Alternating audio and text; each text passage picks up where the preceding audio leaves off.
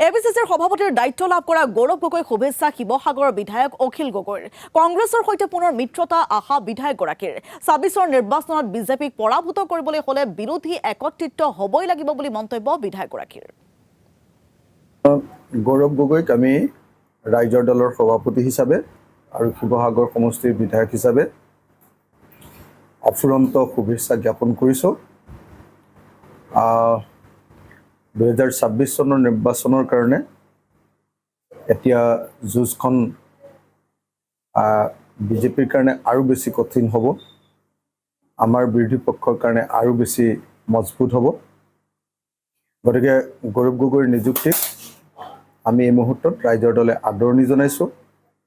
ৰাইজৰ দলে গৌৰৱ গগৈৰ নিযুক্তিক স্বাগতম জনাইছোঁ আৰু আশা কৰিছোঁ যে ২০২৬ত আমি সকলোৱে মিলি বিজেপি দলক পৰাভূত কৰিব পাৰিম আৰু গৌৰৱ গগৈৰ নিযুক্তিয়ে আমাৰ বিৰোধী ঐক্যমঞ্চক শক্তিশালী কৰিব বুলি আশা প্ৰকাশ কৰিছোঁ। ঐক্যবদ্ধভাৱে আমি ২৬ত যুঁজ দিব পাৰিম বুলি আশা প্ৰকাশ কৰিছোঁ।